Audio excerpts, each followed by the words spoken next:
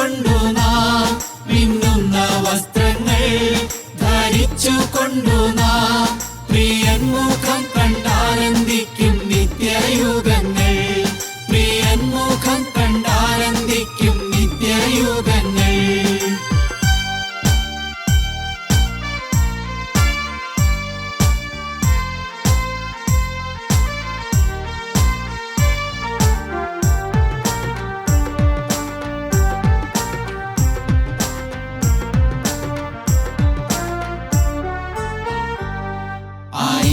ആയിരം ദൂതന്മാർ ശുശ്രൂഷ, ആയിരം ദൂതന്മാർ ശുശ്രൂഷ ലഭിക്കുമെന്റെ പ്രിയനുമായി വാഴും സമയം. ലഭിക്കുമെന്റെ പ്രിയനുമായി വാഴും സമയം. നിത്യാനന്ദത്താലൻ ഹൃദയമാതിരം, നിത്യാനന്ദത്താലൻ ഹൃദയമാതിരം കവിഞ്ഞൊഴുകും വന്നതി പോൽ ബഹുദൂരമായി. കവിഞ്ഞൊഴുകും വന്നതി പോൽ ബഹുദൂരമായി. കുഞ്ഞാട്ടിൻ കല്യാണ മഹൽ ദിനത്തിൽ നാം, കുഞ്ഞാട്ടിൻ കല്യാണ മഹൽ ദിനത്തിൽ നാം കാന്തയായി നിൽക്കും ശോഭ പരിപൂർണതയോടെ. കാന്തയായി നിൽക്കും ശോഭ പരിപൂർണതയോടെ.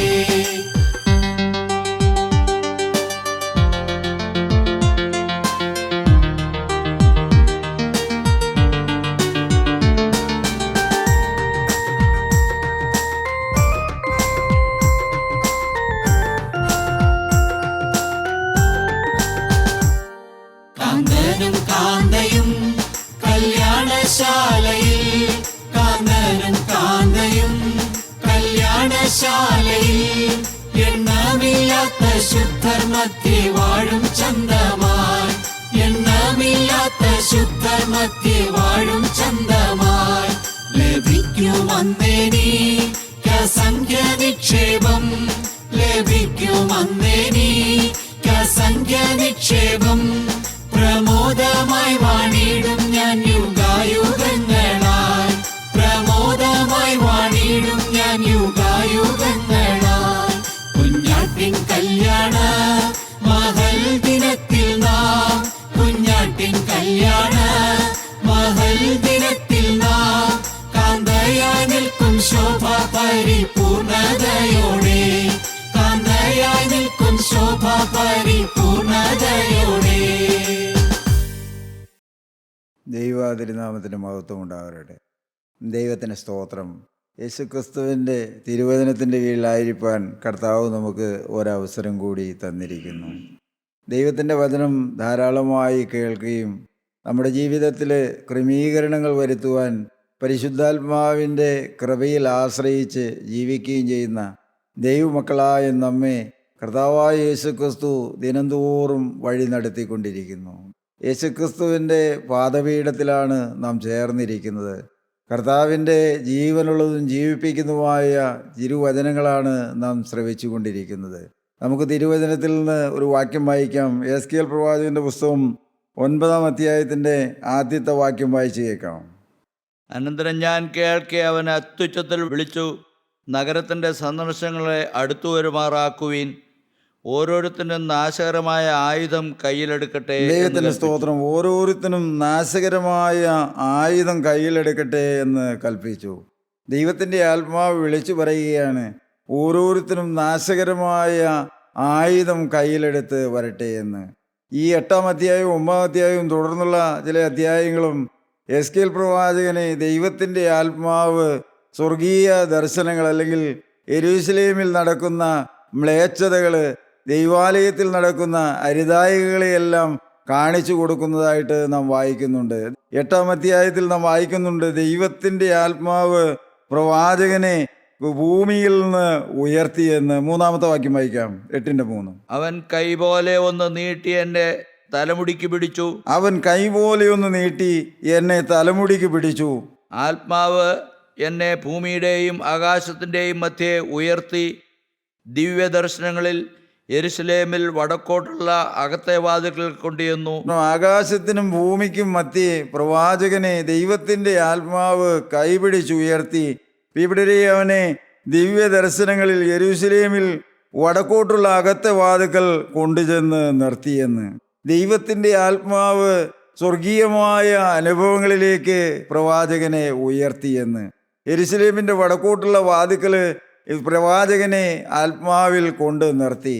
വരുവാനുള്ളതും അല്ലെങ്കിൽ ഇപ്പോൾ നടന്നുകൊണ്ടിരിക്കുന്നതുമായ കാര്യങ്ങളെ ആത്മാവിൽ പ്രവാചകനെ കാണിച്ചു കൊടുക്കുകയാണ്. ഈ എസ്കേൽ പ്രവാചകന്റെ പുസ്തകം 9-ാം അധ്യായം കഠോരമായ ഒരു സംഹാരത്തെക്കുറിച്ചാണ് അവിടെ രേഖപ്പെടുത്തിയിരിക്കുന്നത്. വലിയ നാശകരമായ ഒരനുഭവം, മനുഷ്യജാതിയിൽ വരുന്ന വലിയൊരു ശിക്ഷാവിധിയെയാണ് അവിടെ രേഖപ്പെടുത്തിയിരിക്കുന്നത്. പ്രിയപ്പെട്ടവരെ, മനുഷ്യന്റെ മേൽ ദൈവത്തിൻ്റെ ന്യായവിധി നടപ്പാക്കുന്നതാണ് എസ്കേൽ 9-ാം അധ്യായത്തിൽ നാം കാണുന്നത്. എന്നാൽ യെരൂശലേമിൻ്റെ വടക്കോട്ടുള്ള വാതിക്കൽ, അകത്തെ വാതിക്കൽ കൊണ്ടുചെന്ന് അവിടെ നിർത്തി പ്രവാചകനെ ദൈവത്തിൻ്റെ ആത്മാവ് അവിടെ ആ വാതിക്കൽ അല്ലെങ്കിൽ ആലയത്തിൽ അതിൻ്റെ ഉള്ളിൽ നടക്കുന്ന മ്ലേച്ഛതകളെ ഓരോന്നായി തുറന്നു കാണിക്കുകയാണ്. 4-ാമത്തെ വാക്യം വായിക്കാം, 8-4. അവിടെ ഞാൻ സമഭൂമിയിൽ കണ്ട ദർശനം പോലെ ഇസ്രായേലിന്റെ ദൈവത്തിന്റെ മഹത്വം ഉണ്ടായിരുന്നു. ദൈവത്തിന് സ്തോത്രം. ഇവിടെ തുടർന്ന് നാം താഴോട്ട് വായിക്കുമ്പോൾ ഈ ആലയത്തിൽ നടക്കുന്ന പല മ്ലേച്ഛതകളെക്കുറിച്ചും അവിടെ രേഖപ്പെടുത്തി വെച്ചിരിക്കുന്നുണ്ട്. എന്നാൽ ഒന്നാമത് അവിടെ രേഖപ്പെടുത്തി വെച്ചിരിക്കുകയാണ്, ഈ മ്ലേച്ഛതകളെല്ലാം നടക്കുന്നുണ്ടെങ്കിലും, ഇതെല്ലാം അവിടെ നടക്കുന്നുണ്ടെങ്കിലും ദൈവത്തിൻ്റെ മഹത്വം, ഇസ്രായേലിൻ്റെ ദൈവത്തിൻ്റെ മഹത്വം ഉണ്ടായിരുന്നു എന്ന്. ഈ ആലയത്തിൽ അപ്പോഴും നിത്യനായ ദൈവത്തിൻ്റെ മഹത്വം, ദൈവത്തിൻ്റെ തേജസ് ഉണ്ടായിരുന്നു എന്ന്. എന്താണ് പ്രവാചകനെ കാണിച്ചു കൊടുത്തത്? അവിടെ ഞാൻ സമഭൂമിയിൽ കണ്ട ദർശനം, അവൻ എന്നോട്, മനുഷ്യപുത്ര, തലപൊക്കി വടക്കോട്ട് നോക്കുക എന്ന് കൽപ്പിച്ചു. ഞാൻ തലപൊക്കി വടക്കോട്ട് നോക്കി. യാഗപീഠത്തിൻ്റെ വാതിലിൻ്റെ വടക്കോട്ട് പ്രവേശനത്തിങ്കൽ തന്നെ ആ തീക്ഷ്ണതാബിംബത്തെ കണ്ടു. ദൈവത്തിന് സ്തോത്രം. ആ ആലയത്തിൻ്റെ വടക്കോട്ടുള്ള വാതിക്കൽ പ്രവേശന കവാടത്തിൽ തന്നെ പ്രവാചകനെ ആത്മാവ് കാണിച്ചു കൊടുക്കുകയാണ്. അവിടെ തീക്ഷ്ണതാബിംബമുണ്ട്, തീക്ഷ്ണത ജനിപ്പിക്കുന്ന തീക്ഷ്ണതാബിംബം അവിടെ വച്ചിരിക്കുന്നു എന്ന്. പ്രിയപ്പെട്ട, ദൈവത്തിൻ്റെ വചനം വളരെ വ്യക്തമായി മനുഷ്യന് കൽപ്പന കൊടുത്തിട്ടുണ്ട്. ആരെയാണ് ആരാധിക്കേണ്ടത്, എങ്ങനെയാണ് ആരാധിക്കേണ്ടത്, എന്തിനെല്ലാം ആരാധിക്കരുത് എന്ന് ദൈവത്തിൻ്റെ വചനം വ്യക്തമായി ഇസ്രായേലിന് കൽപ്പന കൊടുത്തിട്ടുണ്ട്. പുറപ്പാട് പുസ്തകം 20-ാം അധ്യായത്തിൻ്റെ ആദ്യ വാക്യങ്ങൾ നമുക്ക് വായിച്ചേക്കാം. ദൈവം ഈ വചനങ്ങളെയൊക്കെയും അരുളി ചെയ്തു, അടിമ വീടായ മിസ്രൈം ദേശത്ത് നിന്ന് നിന്നെ കൊണ്ടുവന്ന യഹോവയായ ഞാൻ നിന്റെ ദൈവമാകുന്നു. അടിമ വീടായ മിസ്രൈമിൽ നിന്ന് നിന്നെ കൊണ്ടുവന്ന യഹോവയായ ഞാൻ നിന്റെ ദൈവമാകുന്നു. ഞാനല്ലാതെ അന്യദൈവങ്ങൾ നിനക്ക് ഉണ്ടാകരുത്. ദൈവം ഇസ്രായേലിന് കൽപ്പന കൊടുത്തിരിക്കുകയാണ്, ഞാനല്ലാതെ ഒരു അന്യദൈവങ്ങളും ഒരു ദൈവങ്ങളും ഒരു ദേവന്മാരും ഒരു ആരാധനാ വിഷയങ്ങളും ഒരു പൂജാ വിഷയങ്ങളും നിങ്ങൾക്ക് ഒരിക്കലും ഉണ്ടാകരുത്. ഒരു വിഗ്രഹം ഉണ്ടാക്കരുത്. അത് പോരാഞ്ഞിട്ട് ദൈവം വളരെ വിശദമായിട്ട് അവിടെ രേഖപ്പെടുത്തുകയാണ്, എന്ത്? ഒരു വിഗ്രഹം ഉണ്ടാക്കരുത്. മീതെ സ്വർഗത്തിലെങ്കിലും താഴെ ഭൂമിയിലെങ്കിലും, മീതെ സ്വർഗത്തിലെങ്കിലും താഴെ ഭൂമിയിലെങ്കിലും, ഭൂമിക്ക് കീഴെ വെള്ളത്തിലെങ്കിലും ഉള്ള യാതൊന്നിൻ്റെയും പ്രതിമയെയും അരുത്. ഭൂമിക്ക് കീഴെ വെള്ളത്തിലെങ്കിലുമുള്ള യാതൊന്നിൻ്റെയും പ്രതിമയരുത്. ദൈവത്തിൻ്റെ സ്തോത്രം. ദൈവം വളരെ വ്യക്തമായി അരുളി ചെയ്തിരിക്കുകയാണ്, ഒന്നിൻ്റെയും പ്രതിമയെ ആരാധിക്കരുത്, പൂജിക്കരുത്, നമസ്കരിക്കരുത്. വായിച്ചോ. അവയെ നമസ്കരിക്കുകയോ സേവിക്കുകയോ ചെയ്യരുത്. നിന്റെ ദൈവമായ യഹോവയെ ഞാൻ തീക്ഷ്ണതയുള്ള ദൈവമാകുന്നു. ദൈവത്തിന് സ്തോത്രം. ദൈവം പറയുകയാണ്, ഈ വിഗ്രഹങ്ങളെ ഒരിക്കലും, വിഗ്രഹാരാധന ഒരിക്കലും ഇസ്രായേലേ നിന്റെ ജീവിതത്തിൽ വരരുത്. നിന്റെ ദൈവമായ യഹോവയായ ഞാൻ തീക്ഷ്ണതയുള്ള ദൈവമാകുന്നു എന്ന്. നീ അരുതാത്ത വഴികളിലേക്ക്, വിഗ്രഹാരാധനയിലേക്ക് പോയാൽ ഞാൻ തീക്ഷ്ണതയുള്ള ദൈവമാണ്, ശിക്ഷ വരാതിരിക്കുകയില്ല എന്ന് അവിടെ തന്നെ രേഖപ്പെടുത്തി വെച്ചിട്ടുണ്ട്. പ്രിയപ്പെട്ടവരെ, ദൈവം മനുഷ്യന് വളരെ വ്യക്തമായി അരുളപ്പാട് കൊടുത്തിട്ടുണ്ട്. ആരെയാണ് ആരാധിക്കേണ്ടത്, എങ്ങനെയാണ് ആരാധിക്കേണ്ടത്. പ്രിയപ്പെട്ടവരെ, വളരെ വ്യക്തമായി ഒരു വിഗ്രഹത്തെയോ ഒരു സാദൃശ്യത്തെയോ ഒരു പ്രതിമയെയോ ഒരിക്കലും മനുഷ്യൻ വണങ്ങരുത് എന്ന് പഴയ ഇസ്രായേലിന് കൊടുത്ത ആ മാറ്റമില്ലാത്ത ന്യായപ്രമാണ കൽപ്പന ലോകമുള്ള കാലത്തൊക്കെയും മനുഷ്യന് നിൽക്കുകയാണ്. ദൈവത്തെ മാത്രമേ ആരാധിക്കാവൂ എന്ന്, ഒരു വിഗ്രഹങ്ങളെ ഉണ്ടാക്കുകയോ നമസ്കരിക്കുകയോ ചെയ്യരുത് എന്ന്, ഞാനല്ലാതെ വേറൊരു ദൈവമില്ല എന്ന്. പ്രിയപ്പെട്ടവരെ, അത് ഒന്നുകൂടി വ്യക്തമായി പറഞ്ഞാൽ, ആരാധനയ്ക്ക് യോഗ്യനായ ക്രിസ്തുവല്ലാതെ എന്തെങ്കിലും ആരാധനാ വിഷയങ്ങൾ നമ്മുടെ ജീവിതത്തിൽ ഉണ്ടെങ്കിൽ അതെല്ലാം ദൈവം വെറുക്കുന്നതാണെന്ന്. പ്രിയപ്പെട്ടവരെ, ഒരേ ഒരു വ്യക്തിയെ മാത്രമേ ആരാധിക്കാവൂ. അവൻ മാത്രമേ ആരാധനയ്ക്ക് യോഗ്യനായുള്ളൂ. അവനാണ് നമ്മുടെ വീണ്ടെടുപ്പുകാരൻ. അവനാണ് സ്വർഗം വിട്ട് ഭൂമിയിലേക്ക് ഇറങ്ങി വന്നവൻ. അവനാണ് പാപിക്ക് വേണ്ടി കുരിശിൽ മരിച്ചവൻ. അവന്റെ രക്തമാണ് മനുഷ്യവർഗത്തിന്റെ പാപത്തിന് പ്രായശ്ചിത്തമായി കാൽവറിയിൽ ചിന്തിയിരിക്കുന്നത്. ദൈവമക്കളെ, നാം മനസ്സിലാക്കിയിട്ടുണ്ടോ? ആരാധനയ്ക്ക് യോഗ്യനായവൻ ഒരുവനേ ഉള്ളൂ എന്ന്. ഞാനല്ലാതെ മറ്റൊരു ദൈവം നിങ്ങൾക്കുണ്ടാകരുത്. ദൈവത്തിന്റെ ആത്മാവ് പറയുകയാണ് എസ്കേൽ 8:6 അവിടെ തീക്ഷ്ണതാബിംബത്തെ കണ്ടു. അവൻ എന്നോട്, മനുഷ്യപുത്ര, അവർ ചെയ്യുന്നത് ഞാൻ എൻ്റെ വിശുദ്ധ മന്ദിരം വിട്ടു പോകേണ്ടതിന് ഇസ്രായേൽ ഗൃഹം ഇവിടെ ചെയ്യുന്ന മ്ലേച്ഛതകൾ തന്നെ നീ കാണുന്നു. ദൈവം പറയുകയാണ്, ഇതെല്ലാം സഹിച്ച് ഞാൻ നാളുകളായി കാലങ്ങളായി ഇവിടെ ഇരിക്കുകയാണ്. എന്നാൽ ഞാൻ ഈ ആലയം വിട്ടു പോകേണ്ടതിന്, ഈ മന്ദിരം വിട്ടു പോകേണ്ടതിന് അവർ ഈ മ്ലേച്ഛതകളെല്ലാം ചെയ്തുകൊണ്ടിരിക്കുകയാണെന്ന്. അവരുടെ ജീവിതത്തിൽ പ്രിയപ്പെട്ട ദൈവത്തെ ആരാധിക്കേണ്ട രംഗത്ത് ഒന്നാമതവിടെ വെച്ചിരിക്കുകയാണ് അവിടെ തീക്ഷ്ണതാബിംബത്തെ. ദൈവമക്കളെ, മനുഷ്യന്റെ ജീവിതത്തിൽ തീക്ഷ്ണതാബിംബം. പ്രിയപ്പെട്ടവരെ, നമ്മുടെ ജീവിതത്തിലേക്ക് നോക്കണം. നമുക്ക് ഏതെങ്കിലുമുള്ള കാര്യങ്ങളിൽ തീക്ഷ്ണതയുണ്ടോ, വ്യഗ്രതയുണ്ടോ? ദൈവം വേദനിക്കുന്ന രീതിയിലുള്ള തീക്ഷ്ണതകൾ നമ്മുടെ ഏതെങ്കിലും ജീവിതത്തിലെ സ്വഭാവങ്ങളിൽ അലിഞ്ഞു ചേർന്നിട്ടുണ്ടോ എന്ന്. തീക്ഷ്ണതാബിംബത്തെ അവരാ ദൈവാലയ വാതിലിനോട് ചേർന്ന് പ്രതിഷ്ഠിച്ചു വെച്ചിരിക്കുകയാണ്. ദൈവം പറയുകയാണ്, പ്രവാചക, നിന്നെ ഞാൻ ഇതിനേക്കാളും മ്ലേച്ഛകരമായ പലതും കാണിച്ചു തരാമെന്ന്. വായിക്കാം 9-ാമത്തെ വാക്യം. അവൻ എന്നോട്, അകത്ത് എന്ന് അവർ ഇവിടെ ചെയ്യുന്ന വല്ലാത്ത മ്ലേച്ഛതകളെ നോക്കുക. ഒരു ചുമരിന്റെ മുമ്പിൽ പ്രവാചകനെ നിർത്തി. അവിടെ ഒരു ദ്വാരമുണ്ടായിരുന്നു. അത് കുത്തി തുറക്കുക എന്ന് പറഞ്ഞു. തുറന്നു കഴിഞ്ഞപ്പോൾ അതിന്റെ ഉള്ളിലുള്ള കാഴ്ചകളാണ് കാണുന്നത്. അങ്ങനെ ഞാൻ അകത്ത് ചെന്നു. വെറുപ്പായുള്ള ഓരോ തരം ഇഴജാതികളെയും മൃഗങ്ങളെയും ഇസ്രായേൽ ഗ്രഹത്തിന്റെ സകല വിഗ്രഹങ്ങളെയും ചുറ്റും ചുവരിന്മേൽ വരച്ചിരിക്കുന്നു. വിശുദ്ധിയുടെ സ്ഥലത്ത്, ആരാധനാലയത്തിന്റെ ചുറ്റും ചുവരുകളിന്മേല് ഈ മ്ലേച്ഛത നിറഞ്ഞ, അല്ലെങ്കിൽ ദൈവം വെറുക്കുന്ന ആ വിഗ്രഹങ്ങളുടെയും പ്രിയപ്പെട്ടവരെയും മൃഗങ്ങളുടെയും ഇഴജാതികളുടെയും എല്ലാം പ്രതിമ അല്ലെങ്കിൽ പടം ആ ചുവരിൽ വെച്ചിരിക്കുന്നു. വായിക്കാം. അവയുടെ മുമ്പിൽ ഇസ്രായേൽ ഗൃഹത്തിന്റെ മൂപ്പന്മാരിൽ 70 പേരും ശാഫാന്റെ മകനായ യയസന്യാവും അവരുടെ നടുവിലും ഓരോരുത്തൻ കയ്യിൽ ധൂപകലശം പിടിച്ചും കൊണ്ട് നിന്നു. പ്രിയപ്പെട്ടവരെ, ഈ വിഗ്രഹങ്ങളുടെ എല്ലാം മുമ്പില് ആരാധനയ്ക്ക് തിരഞ്ഞെടുക്കപ്പെട്ടവര് അവർ ധൂപകലശം കാണിക്കുകയാണ്. ഈ വിഗ്രഹങ്ങളെ അവർ നമസ്കരിക്കുകയാണ്, വിഗ്രഹങ്ങളെ ആരാധിക്കുകയാണ്, വിഗ്രഹങ്ങൾക്ക് ധൂപം കാണിക്കുകയാണ്. വായിക്കാം. ധൂപമേഘത്തിന്റെ വാസന പൊങ്ങിക്കൊണ്ടിരുന്നു.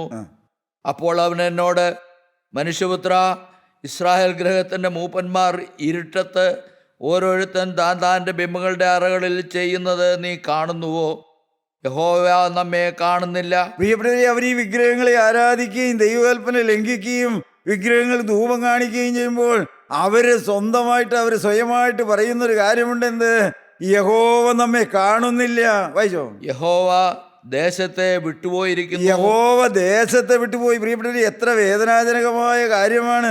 ദൈവത്തെ ആരാധിക്കാൻ നിയോഗിക്കപ്പെട്ടവര്, തിരഞ്ഞെടുക്കപ്പെട്ടവര്, അവര് പറയുകയാണ്, അവർ മ്ലേച്ഛബിംബങ്ങൾക്ക് ആരാധന കാണിച്ച് ധൂപം കാണിച്ചുകൊണ്ട് നിൽക്കുമ്പോൾ അവർ പറയുകയാണ്, യഹോവ നമ്മെ കാണുന്നില്ല, യഹോവ ദേശം വിട്ടുപോയിരിക്കുന്നു എന്ന്. എന്നാൽ തൊട്ടുമുമ്പ് വായിച്ചു, യഹോവയുടെ മഹത്വത്തോടെ ഉണ്ടായിരുന്നു എന്ന്. അവർ ഇതിലും വലിയ മ്ലേച്ഛതകളെ ചെയ്യുന്നത് നീ കാണും എന്നും അവൻ എന്നോട് കല്ല് ചെയ്തു. അവൻ എന്നെ യഹോവയുടെ ആലയത്തിൽ വടക്കോട്ടുള്ള വാതിലിന്റെ പ്രവേശനത്തിക്കൽ കൊണ്ടുപോയി. അവിടെ സ്ത്രീകൾ തമ്മൂസിനെ കുറിച്ച് കരഞ്ഞും കൊണ്ടേയിരിക്കുന്നത്. അതൊരു ഐശ്വര്യത്തിന്റെ ദേവതയാണ്. അവിടെ സ്ത്രീകള് തമൂസിനെ കുറിച്ച് കരഞ്ഞുകൊണ്ടിരിക്കുന്നു. ദൈവമക്കളെ, അതും ഒരു വിഗ്രഹമാണ്, അതും ഒരു ലോകത്തിന്റെ ദേവതയാണ്. സ്ത്രീകള് തമൂസിനെ കുറിച്ച് കരഞ്ഞുകൊണ്ടിരിക്കുന്നു. വായിക്കാം. അവൻ എന്നോട്, മനുഷ്യപുത്ര, നീ കാണുന്നുവോ? ഇതിലും വലിയ മ്ലേച്ഛതകളെ ഇനിയും കാണുമെന്ന് അരുളി ചെയ്തു. അവൻ എന്നെ യഹോവയുടെ ആലയത്തിൻ്റെ അകത്തെ പ്രാകാരത്തിൽ കൊണ്ടുപോയി. യഹോവയുടെ മന്ദിരത്തിൻ്റെ വാതിൽക്കൽ മണ്ഡപത്തിനും യാഗപീഠത്തിനും നടുവെ ഏകദേശം 25 പുരുഷന്മാർ തങ്ങളുടെ മുതുക് യഹോവയുടെ മന്ദിരത്തിൻ്റെ നേരെയും മുഖം കിഴക്കോട്ട് തിരിച്ചും കൊണ്ട് നിന്നിരുന്നു. അവർ കിഴക്കോട്ട് നോക്കി സൂര്യനെ നമസ്കരിക്കുകയായിരുന്നു. ദൈവത്തിന്റെ സ്തോത്രം. ഏകദേശം 25 പുരുഷന്മാര്, പ്രിയപ്പെട്ടവരെ, മുഖം ആരാധനയ്ക്ക് തിരിഞ്ഞു നിൽക്കേണ്ടതിന് വിരുദ്ധമായിട്ട് അവിടെ പുറം തിരിഞ്ഞു നിന്നിട്ട് അവർ കിഴക്കോട്ട് തിരിഞ്ഞു നിന്ന് സൂര്യനെ ആരാധിക്കുകയായിരുന്നു, സൂര്യ നമസ്കാരം നടത്തിക്കൊണ്ടിരിക്കുകയായിരുന്നു. പ്രിയപ്പെട്ടവരെ, അതിന്റെ താഴോട്ട് നാം വായിക്കുമ്പോൾ കാണുന്നുണ്ട്, അവർ ചുള്ളി മൂക്കിന് തൊടുവിക്കുന്നത്, ആകയാൽ ഞാനും ക്രോധത്തോടെ പ്രവർത്തിക്കും. പ്രിയപ്പെട്ടവരെ, ആലയത്തില് ആരാധന നടക്കേണ്ടതിടത്ത്, ദൈവത്തെ ആരാധിക്കേണ്ടിടത്ത്, ദൈവത്തിന് സ്തുതി കരയേറ്റേണ്ടിടത്ത്, ദൈവമക്കളെ അവിടെ നടക്കുന്നത് എന്തെല്ലാമാണ്? അവിടെ തീഷ്ണതാബിംബമുണ്ട്. അവിടെ തമൂസ് എന്ന ദേവിയെക്കുറിച്ച് സ്ത്രീകളിരുന്ന് കരയുന്നു. 25 പുരുഷന്മാര്, പ്രിയപ്പെട്ടവരെ, അവർ ദൈവാലയത്തിന് വിരുദ്ധമായി നിന്നിട്ട് അവർ കിഴക്കോട്ട് തിരിഞ്ഞ് സൂര്യനെ നമസ്കരിക്കുന്നു, ചുള്ളി മൂക്കിന് തൊടിവെക്കുന്നു. ഈ മ്ലേച്ഛകരമായ ഇഴജാതികള്, മൃഗങ്ങള്, വിഗ്രഹങ്ങളെല്ലാം വെച്ചിരിക്കുന്ന ചുവരിന് നേരെ അവർ ധൂപം കാണിക്കുന്നു. ദൈവമക്കളെ, എന്തെല്ലാമാണ് അവിടെ നടക്കുന്നത്? നിത്യനായ ദൈവം പറയുകയാണ്, ആകയാൽ ഞാനും ക്രോധത്തോടെ പ്രവർത്തിക്കും, എൻ്റെ കണ്ണ് ആദരിക്കുകയില്ല, ഞാൻ കരുണ കാണിക്കുകയുമില്ല. ദൈവത്തിൻ്റെ സ്നേഹം, ദൈവത്തിൻ്റെ ഹൃദയം ഇതെല്ലാം കണ്ട് വേദനയോടെ ദുഃഖത്തോടെ പറയുകയാണ്, ഞാൻ ഇവരുടെ മുഖത്തെ ഇനി ആദരിക്കുകയില്ല, ഞാൻ ക്രോധത്തോടെ പ്രവർത്തിക്കുമെന്ന്. പ്രിയപ്പെട്ടവരെ, ഏതാണ് ഈ ദൈവത്തിൻ്റെ ആലയം? നാം ചിന്തിക്കും, ഈ ലോകത്തിലെ ഏതെങ്കിലും ദൈവാലയങ്ങളോ കെട്ടിടങ്ങളോ പ്രാർത്ഥനാലയങ്ങളോ ആയിരിക്കുമെന്ന്. ഒരിക്കലും അല്ല പ്രിയപ്പെട്ടവരെ. അപ്പോസ്തലനായ പൗലോസ് 1 കൊരിന്ത്യർ 3-ാം അധ്യായത്തിൽ പറയുന്നുണ്ട്, നിങ്ങൾ ദൈവത്തിന്റെ മന്ദിരമെന്നോ ദൈവത്തിന്റെ ആത്മാവ് നിങ്ങളിൽ വസിക്കുന്നുവെന്നോ അറിയുന്നില്ലയോ എന്ന്. ദൈവമക്കളെ, നമ്മുടെ ഹൃദയത്തിലേക്കൊന്ന് കണ്ണോടിച്ചു നോക്കി, നമ്മുടെ രഹസ്യ ജീവിതത്തിലേക്കൊന്ന് കണ്ണോടിച്ചു നോക്കി, ഇതെല്ലാം നമ്മുടെ ജീവിതത്തിൽ ഉണ്ടോ എന്ന്. ദൈവം പ്രസാദിക്കുന്നതാണോ നമ്മുടെ ഹൃദയത്തിലൂടെ കടന്നു പോകുന്ന ചിന്തകളെന്ന്, നമ്മുടെ മനോഭാവങ്ങളെന്ന്, മറ്റുള്ളവരെ നാം വിലയിരുത്തുന്നതെന്ന്, പ്രിയപ്പെട്ടവരെ, മനുഷ്യനോടുള്ള നമ്മുടെ സമീപനമെന്ന്. ദൈവമക്കളെ, പുറമേയുള്ളവരാരും അറിയുന്നില്ല. നാം എല്ലാവരെയും കാണുമ്പോൾ ചിരിക്കുന്നുണ്ട്, സ്നേഹം അഭിനയിക്കുന്നുണ്ട്. എന്നാൽ ദൈവമക്കളെ, നാം ഓർത്തുകൊള്ളണം, നമ്മുടെ ഹൃദയം അറിയുന്ന, നമ്മുടെ ഹൃദയത്തിലെ ചിന്തകൾ അറിയുന്ന, നമ്മുടെ ജീവിത രഹസ്യങ്ങൾ അറിയുന്ന ഒരു ദൈവം നമ്മെ എപ്പോഴും കാണുന്നുണ്ട് എന്ന്. ദൈവമക്കളെ, ദൈവത്തിന്റെ ദൃഷ്ടിയിൽ നമ്മുടെ ഹൃദയം ഒന്ന് തുറന്നു വെച്ചാൽ, ദൈവമക്കളെ, അത് നീതിയുള്ളതാണോ? അത് ന്യായമുള്ളതാണോ? ദൈവത്തിന്റെ ആത്മാവ് വസിക്കുന്നതാണോ? അതോ അവിടെ ഇഷ്ടക്കുറവും മുഷിച്ചിലും കയ്പും വൈരാഗ്യവും പകയും വിദ്വേഷവും, പ്രിയപ്പെട്ടവരെ, മറ്റുള്ളവരോടുള്ള ബഹുമാനക്കുറവും എല്ലാം കൊണ്ട് നമ്മുടെ ഹൃദയം നിറഞ്ഞിരിക്കുകയാണോ എന്ന്. ദൈവമക്കളെ, നാം ഒരുപക്ഷെ പ്രകടമായ പാപങ്ങളിൽ നിന്നൊക്കെ നമുക്ക് ദൈവം മോചനം തന്നവരായിരിക്കും. പ്രിയപ്പെട്ടവരെ, പലതിനോടും നമുക്ക് വിടുതൽ ലഭിച്ചിട്ടുണ്ട്. ദൈവമക്കളെ, ഒരു കാലത്ത് നാം തോറ്റുകൊണ്ടിരുന്ന പലതിൻ്റെ മേലും ഇന്ന് നമുക്ക് ജയമുണ്ട്. പ്രിയപ്പെട്ടവരെ, കൃപയാലുള്ള രക്ഷ നാം അനുഭവിക്കുന്നുണ്ട്.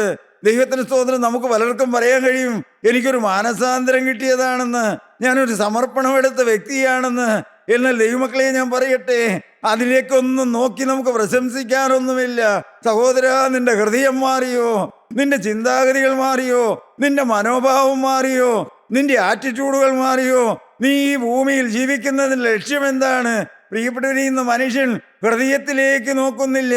ഹൃദയമാണ് എല്ലാത്തിനേക്കാളും കപടവും വിഷമമുള്ളതെന്ന് തിരുവചനം പറയും. ദൈവമക്കളെ, ഈ നിസ്സാരനായ ഞാൻ എൻ്റെ കർത്താവിൻ്റെ കൃപയിൽ ചാരി നിന്നുകൊണ്ട് പറയട്ടെ, ഞാൻ മാനസാന്തരപ്പെട്ട ആ രാത്രി, ദൈവമക്കളെ, ആ കൺവെൻഷൻ പന്തലിൽ നിന്ന് ഞാൻ എഴുന്നേറ്റ് പോകുന്ന ആ രാത്രി, എൻ്റെ ജീവിതത്തിൽ എന്തെല്ലാം പ്രകടമായ പാപങ്ങളുണ്ടായിരുന്നോ അതെല്ലാം വന്ന് രാത്രി എൻ്റെ യേശു എൻ്റെ ഹൃദയത്തിൽ നിന്നും എൻ്റെ ജീവിതത്തിൽ നിന്ന് എടുത്തു മാറ്റിയ ഒരു രാത്രിയായിരുന്നു ദൈവമക്കളെ. പ്രകടമായതെല്ലാം വന്ന് എൻ്റെ ജീവിതത്തിൽ നിന്ന് തെറിച്ചു പോയ രാത്രിയായിരുന്നു. എന്നാൽ ദൈവമക്കളെ, ഞാൻ നിങ്ങളോട് പറയട്ടെ, ഇന്നും എൻ്റെ ഹൃദയം മാറിയെന്ന് ഞാൻ പറയുകയില്ല. ദൈവമക്കളെ, ഞാൻ വായിക്കാറുണ്ട് അപ്പോസ്തലനായ പൗലോസ് പറഞ്ഞത്, ഒരുത്തൻ ക്രിസ്തുവിലായാൽ അവൻ പുതിയ സൃഷ്ടിയാകുന്നെന്ന്, പഴയത് കഴിഞ്ഞുപോയി എന്ന്, ഇതാ സകലവും പുതുതായി തീർന്നിരിക്കുന്നു എന്ന്. ദൈവമക്കളെ, ഞാൻ എളിമയോടെ പറയട്ടെ, നാം എപ്പോഴും പ്രാർത്ഥിക്കണം. നമ്മുടെ ഹൃദയത്തിലെ ദാഹം അതായിരിക്കണമെന്ത്. എൻ്റെ കർത്താവേ, എനിക്ക് പുതിയൊരു ഹൃദയം, കുറെയൊക്കെ മാറ്റം പോരെ കർത്താവേ. നിന്റെ തിരുവചനത്തിൽ ഞങ്ങൾ വായിക്കുന്നുണ്ട്, ഞാൻ നിങ്ങൾക്ക് പുതിയൊരു ഹൃദയം തരാം, പുതിയൊരു ആത്മാവിനെ ഞാൻ നിങ്ങളുടെ ഉള്ളിലാക്കാമെന്ന്. എൻ്റെ ആത്മാവിനെ നിങ്ങളുടെ ഉള്ളിലാക്കി നിങ്ങളെ എൻ്റെ ചട്ടങ്ങളിൽ നടക്കുമാറാക്കുമെന്ന്. ദൈവമക്കളെ, നമുക്ക് എത്ര പേർക്ക് ആ ദാഹമുണ്ട്, എത്ര പേരുടെ ഉള്ളിൽ ആ കൊതിയുണ്ട്. ഹൃദയം മാറണം പ്രിയപ്പെട്ടവരെ. ജീവിതം സമൂലം മാറ്റുന്ന പരിശുദ്ധാത്മാവിന് നമ്മെ തന്നെ വിനയപ്പെടുത്തി കൊടുത്താൽ എൻ്റെയും നിങ്ങളുടെയും ശക്തി കൊണ്ടോ നമ്മുടെ തീരുമാനത്തിന്റെ ബലം കൊണ്ടോ ഒന്നുമല്ല, പരിശുദ്ധാത്മാവിന്റെ അത്യന്ത ശക്തി ഒരു മൺകൂടാരത്തിൽ ഇറങ്ങി വരുമ്പോഴാണ് നമുക്ക് രൂപാന്തരം പ്രാപിക്കുന്നത്. പ്രിയപ്പെട്ടവരെ, ഗബ്രിയേൽ മാലാഖ കന്യമറിയാമിന്റെ അരികിൽ ഇറങ്ങി വന്നു. നീ ഗർഭം ധരിച്ചൊരു മകനെ പ്രസവിക്കുമെന്ന് പറഞ്ഞു. കന്യമറിയാമിന് അതൊന്നും മനസ്സിലായില്ല. ഞാൻ പുരുഷനെ അറിയായികയാൽ ഇതെങ്ങനെ സംഭവിക്കുമെന്ന് അവൾ അത്ഭുതത്തോടെ ചോദിച്ചു. ദൈവമക്കളെ, അപ്പോൾ ഗബ്രിയേൽ ദൂതൻ പറഞ്ഞൊരു കാര്യമുണ്ട്, പരിശുദ്ധാത്മാവ് നിന്റെ മേൽ വരും, അത്യുന്നതന്റെ ശക്തി നിന്റെ മേൽ നിഴലിടുമെന്ന്. ദൈവമക്കളെ, ഞാനും നിങ്ങളും പ്രാർത്ഥിക്കണം, നിരന്തരം പ്രാർത്ഥിക്കണം. കർത്താവെ, ഇന്നുള്ളത് പോരാ, ഇന്നുള്ള ആത്മീയ ജീവിതം പോരാ, ഇന്നുള്ള സമർപ്പണം പോരാ. കർത്താവെ, ഞങ്ങളുടെ മേൽ നിന്റെ ആത്മാവ് ഇറങ്ങി ഞങ്ങളെ ആളുമാറിയവരാക്കണമെന്ന്. എൻ്റെ ദൈവത്തിന്റെ സ്തോത്രം. പ്രിയപ്പെട്ടവരെ, ദൈവത്തിന്റെ പരിശുദ്ധാത്മാവ് ഇറങ്ങിയെന്നെങ്കിൽ മാത്രമേ നമ്മുടെ ഹൃദയത്തിൽ രൂപാന്തരം വരികയുള്ളൂ. ഞാൻ പിന്നെയും പറയും, ദൈവമക്കളെ, കൃപയാലുള്ള മാനസാന്തരം ഒരിക്കലായി ദൈവം നമുക്ക് തന്നു. നാം അധ്വാനിച്ചിട്ടല്ല, നാം ആഗ്രഹിച്ചിട്ടല്ല. ദൈവമക്കളെ, ഒരിക്കലും മാനസാന്തരപ്പെടണമെന്ന് ആഗ്രഹിച്ചവനായിരുന്നില്ല ഞാൻ. എന്നാൽ ഞാൻ നിങ്ങളോട് പറയട്ടെ ദൈവമക്കളെ, ഇനിയുള്ള രൂപാന്തരം, ഇനി നമ്മുടെ സ്വഭാവം മാറണമെങ്കിൽ ഞാനും നിങ്ങളും ആവശ്യക്കാരനായി, അത്യാവശ്യക്കാരനായി കുരിശിൻ്റെ ചൂട്ടിലേക്ക് ചെല്ലണം. കർത്താവേ, നിന്റെ തിരുരക്തം കൊണ്ട് എന്നെ കഴുകി വിശുദ്ധീകരിക്കണമേ എന്ന്. ദൈവമക്കളെ, അത്യാവശ്യക്കാർക്ക് മാത്രമേ രൂപാന്തരം വരികയുള്ളൂ. കർത്താവ് ആരെയും പിടിച്ച് രൂപാന്തരപ്പെടുത്തുകയല്ല. നാം അവൻ്റെ അരികിലേക്ക് ചെല്ലണം. അപ്പാ, എനിക്ക് ഇന്നിന്ന കുറവുകളുണ്ട് എന്ന്, എൻ്റെ ഹൃദയം മാറിയില്ലോ എന്ന് കർത്താവെ സാക്ഷ്യം പറയാറുണ്ട്, തിരുവചനം പറയാറുണ്ട്, പല വേലകൾ ചെയ്യാറുണ്ട്. കർത്താവെ, കൂട്ടായ്മയോട് ചേർന്നാണ് നിൽക്കുന്നത്. എന്നാൽ എൻ്റെ ഹൃദയം അറിയുന്ന, എൻ്റെ രഹസ്യം അറിയുന്ന, എൻ്റെ ജീവിതത്തെ ഉള്ളതുപോലെ അറിയുന്ന സ്വർഗത്തിലെ അപ്പ, എനിക്ക് രൂപാന്തരം വരുത്തണമേ എന്ന്, എന്നെ പുതുതാക്കി തീർക്കണമേ എന്ന്, നിന്റെ പരിശുദ്ധാത്മാവ് വസിക്കുന്ന ഒരു മൺകൂടാരമാക്കി എന്നെ മാറ്റണമേ എന്ന്. ദൈവമക്കളെ, നിങ്ങൾ പ്രാർത്ഥിക്കണം, നിരന്തരം പ്രാർത്ഥിക്കണം. ദൈവമക്കളെ, എപ്പോഴും പ്രാർത്ഥന മുറിയിൽ ഇരുന്ന് തന്നെയല്ല, ഇടുപ്പിലും നടപ്പിലും നാം ആയിരിക്കുന്ന സാഹചര്യങ്ങളെല്ലാം നമുക്ക് പ്രാർത്ഥിക്കാൻ കഴിയുന്നത്. കർത്താവേ, എന്നെ രൂപാന്തരപ്പെടുത്തണമേ, നിന്റെ പരിശുദ്ധാത്മാവിനെ എൻ്റെ മേൽ പകരണമേ എന്ന്. ദൈവമക്കളെ, യേശുക്രിസ്തുവിൻ്റെ ആത്മാവ് നിങ്ങൾ ദൈവത്തിൻ്റെ മന്ദിരമെന്നും ദൈവത്തിൻ്റെ ആത്മാവ് നിങ്ങളിൽ വസിക്കുന്നുവെന്നും അറിയുന്നില്ലയോ? പ്രിയപ്പെട്ടവരെ, ദൈവത്തിൻ്റെ ആത്മാവ്, ദൈവം ഇറങ്ങി നിൽക്കേണ്ട ദൈവാലയത്തിൽ നടന്ന മ്ലേച്ഛതകളെ കുറിച്ചെല്ലാമാണ് നാം കേട്ടത്. അപ്പോഴാണ് ദൈവം പ്രവാചകനോട് പറഞ്ഞത്, ഞാൻ കരുണ കാണിക്കുകയില്ല, എൻ്റെ കണ്ണ് ആദരിക്കുകയുമില്ല എന്ന്. അതിനെ തുടർന്നാണ് ഈ 9-ാം അധ്യായത്തിൽ വലിയ ശിക്ഷാവിധി നടപ്പാക്കുന്നതായിട്ട് നാം വായിക്കുന്നത്. ദൈവത്തിൻ്റെ ആത്മാവ് വിളിക്കുകയാണ്, നാശകരമായ ആയുധം കയ്യിലെടുക്കട്ടെ എന്ന് കൽപ്പിച്ചത്. അപ്പോൾ 6 പുരുഷന്മാർ ഓരോരുത്തരും വെൺമഴു കയ്യിലെടുത്തുകൊണ്ട് വടക്കോട്ട് മേലത്തെ പടിവാതിലിൻ്റെ വഴിയായി വന്നു. ദൈവമക്കളെ, ദൈവത്തിൻ്റെ ആത്മാവ് വിളിക്കുകയാണ്, വെട്ടുവാൻ അധികാരമുള്ളവർ അല്ലെങ്കിൽ വെട്ടുവാൻ ആയുധമുള്ളവർ ആയുധം ധരിച്ചു വരട്ടെ എന്ന്. പുരുഷന്മാര് വെൺമഴു കയ്യിലേന്തി ദൈവത്തിൻ്റെ വിളി കേട്ട് മുമ്പോട്ട് വന്നു. അതിനോട് ചേർത്ത് അവിടെ രേഖപ്പെടുത്തി വെച്ചിരിക്കുകയാണ്, വായിക്കാം. അവരുടെ നടുവിൽ ക്ഷണവസ്ത്രം ധരിച്ച് അരയിൽ എഴുത്തുകാരൻ്റെ മഷിക്കുപ്പിയുമായി ഒരുത്തനുണ്ടായിരുന്നു. വെട്ടുവാൻ അധികാരപ്പെടുത്തുവാൻ വെൺമഴുമായി ഒരു കൂട്ടം ആളുകൾ നിൽക്കുമ്പോൾ തന്നെ അവരുടെ നടുവില് അരയിൽ എഴുത്തുകാരൻ്റെ മഷിക്കുപ്പിയുമായി ഒരാൾ നിൽക്കുകയാണ്. ദൈവമക്കളെ, ഒരു ഭാഗത്ത് വെട്ടുവാൻ ആയുധമേന്തിയവര്, അധികാരപ്പെടുത്തിയവര് നിൽക്കുമ്പോൾ മറ്റൊരാൾ നിൽക്കുകയാണ്. എന്ത്? അരയിൽ എഴുത്തുകാരൻ്റെ മഷിക്കുപ്പിയുമായി ഒരാൾ നിൽക്കുന്നു. വായിക്കാം. ഇസ്രായേലിന്റെ ദൈവത്തിന്റെ മഹത്വം അത് ഇരുന്നിരുന്ന കെരൂബിന്മേൽ നിന്ന് ആലയത്തിന്റെ ഉമ്പരപ്പടിക്കൽ വന്നിരുന്നു. പിന്നെ അവൻ ക്ഷണവസ്ത്രം ധരിച്ച് അരയിൽ എഴുത്തുകാരൻ്റെ മഷിക്കുപ്പിയുമായി നിന്നിരുന്ന പുരുഷനെ വിളിച്ചു. അവനോട് യഹോവ, പ്രിയപ്പെട്ടവരെ, ആ അരയിൽ എഴുത്തുകാരന്റെ മഷിക്കുപ്പിയുമായി നിന്ന ആ പുരുഷനെ വിളിച്ച് യഹോവയായ ദൈവം അവൻ അരുളപ്പാട് കൊടുക്കുകയാണ്. വായിച്ചോ. നീ നഗരത്തിന്റെ നടുവിൽ യെരുശലേമിന്റെ നടുവിൽ കൂടി ചെന്ന് അതിൽ നടക്കുന്ന സകല മേളച്ചതകളും നിമിത്തം നെടുവീർപ്പിട്ട് കരയുന്ന പുരുഷന്മാരുടെ നെറ്റികളിൽ ഒരടയാളമിടുക എന്ന് കൽപ്പിച്ചു. ദൈവമക്കളെ നാം മനസ്സിലാക്കണം, ഈ മ്ലേച്ഛതകളെല്ലാം യെരുശലേമിലെ ദൈവാലയത്തിൽ നടക്കുമ്പോൾ പ്രിയപ്പെട്ടവരെ ഒരു ന്യൂനപക്ഷമുണ്ട്. എന്ത്? അവര് ഈ ആലയത്തിൽ നടക്കുന്ന മ്ലേച്ഛതകൾ ഓർത്ത് അവര് നെടുവീർപ്പിട്ട് കരഞ്ഞുകൊണ്ടിരിക്കുകയാണ്. അവരുടെ ഹൃദയം വിങ്ങുകയാണ്, അവരുടെ ഹൃദയം വെമ്പുകയാണ്. അയ്യോ, ജനം വഷളത്വത്തിലേക്ക് പോയല്ലോ എന്ന്. ആരാധന നടക്കേണ്ടത് ഇന്ന് വിഗ്രഹങ്ങളെ ആരാധിക്കുന്നല്ലോ എന്ന്. പ്രിയപ്പെട്ടവരെ, ദൈവം പറഞ്ഞു അങ്ങനെ ഒരു ന്യൂനപക്ഷമുണ്ട്. ആലയത്തിലെ മ്ലേച്ഛതകളെ ഓർത്ത് നെടുവീർപ്പിട്ട് കരയുന്ന പുരുഷന്മാരുടെ നെറ്റിമേല് ഒരടയാളം ഇടണമെന്ന്. ദൈവമക്കളെ, എന്താണ് നാം മനസ്സിലാക്കേണ്ടത്? ദൈവം ഒരിക്കലും ദുഷ്ടന്മാരോടുകൂടെ നീതിമാന്മാരെ, ദൈവത്തിന്റെ മക്കളെ സംഹരിച്ചു കളയുന്നില്ല. ദൈവത്തിന് പ്രിയപ്പെട്ടവരെ, ആ സംഹാരത്തിന് മുമ്പ് അവർക്ക് സംരക്ഷണം കൊടുക്കുകയാണ്. പുറപ്പാട് പുസ്തകത്തിൽ നാം വായിക്കുന്നുണ്ട്, മിസ്രൈമിൽ അടിമ വീട്ടില് 430 കൊല്ലം അടിമകളായി കിടന്ന ഇസ്രായേൽ ജനത്തെ വിടുവിക്കുവാൻ 10ാമത്തെ ബാധയായ കടിഞ്ഞൂൽ സംഹാരം അയക്കുമ്പോൾ ദൈവമക്കളെ, അന്ന് രാത്രി ഒരു കുഞ്ഞാടവിടെ അറുക്കപ്പെടുകയാണ്. മിസ്രൈമ്യരും ഇസ്രായേലിനും ഒരു സ്ഥലത്താണ് പ്രിയപ്പെട്ടവരെ. എന്നാൽ മിസ്രൈമ്യരുടെ നടുവിൽ പാർത്ത ഇസ്രായേലിലെ മക്കളുടെ കുടുംബങ്ങൾക്കെല്ലാം അന്ന് രാത്രി കുഞ്ഞാടിന്റെ രക്തത്തിന്റെ അടയാളം ഇട്ടു. ദൈവത്തിന് സ്തോത്രം. ദൈവമക്കളെ, അടയാളമുള്ള ഭവനത്തിൽ മറഞ്ഞിരിക്കണമെന്ന് കൽപ്പന കിട്ടി. ഞാൻ നിങ്ങളോട് പറയട്ടെ, ദുഷ്ടനോടുകൂടെ നീതിമാന്മാരെ സംഹരിച്ചു കളയുന്നവനല്ല ദൈവം. ദൈവത്തിലെ നീ ഓർത്തുകൊള്ളുക, നിന്റെ നിലവിളി കേൾക്കുന്നൊരു ദൈവമുണ്ട്, നിന്നെ കാക്കുന്നൊരു ദൈവമുണ്ട്, നിന്നെ പരിപാലിക്കുന്നൊരു ദൈവമുണ്ട്, നിന്റെ ഹൃദയമറിയുന്നൊരു ദൈവമുണ്ട്. മകനെ, നിന്നെ ഉള്ളതുപോലെ അറിയുന്നൊരു ദൈവമുണ്ട്.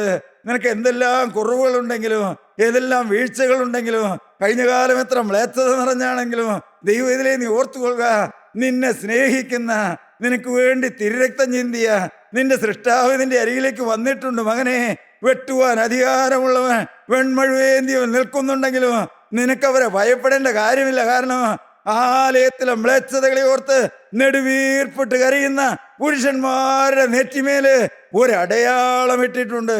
തുടർന്ന് നാം വായിക്കുന്നുണ്ട്, വെൺമഴുവേന്തിയ പുരുഷന്മാരോട് പറഞ്ഞു വിടുന്നുണ്ട്, നിങ്ങളുടെ കണ്ണിന് ആദരവ് തോന്നരുത്. വൃദ്ധന്മാര് മുതൽ ബാലന്മാര് വരെ, സ്ത്രീകളെയും പുരുഷന്മാരെയും ആബാലവൃത്ത എല്ലാവരെയും വെട്ടിക്കൊല്ലണം, എല്ലാവരെയും വെട്ടുക. എന്നാൽ പ്രത്യേകം അവരോട് പറഞ്ഞു, എന്ത്? അടയാളമുള്ള ഒരുത്തിനെയും തുടരുതേ എന്ന്. ദൈവത്തിലെ ഞാൻ എളിമയോടെ ചോദിക്കട്ടെ, നിനക്ക് കുഞ്ഞാടിന്റെ രക്തത്തിന്റെ മുദ്രയുണ്ടോ? നിന്റെ നെറ്റിമേൽ അടയാളമുണ്ടോ? സംഹാരകൻ തൊടാതെ വണ്ണം നിനക്ക് സംരക്ഷണം ലഭിച്ചിട്ടുണ്ടോ? ദൈവത്തിലെ അലറുന്ന സിംഹം പോലെ പിശാച് എപ്പോഴും നിന്റെ പിന്നാലെ വന്നു എന്ന് വരാ. എന്നാൽ ദൈവത്തിലെ നീ ഓർത്തുകൊള്ളുക, നിനക്ക് കുഞ്ഞാടിന്റെ രക്തത്തിന്റെ സംരക്ഷണമുണ്ട് എന്ന്. ദൈവമക്കളെ, ദൈവത്തിന് സ്തോത്രം. നിങ്ങൾക്ക് യേശുക്രിസ്തുവിനോടൊരു വാക്ക് പറയാമോ?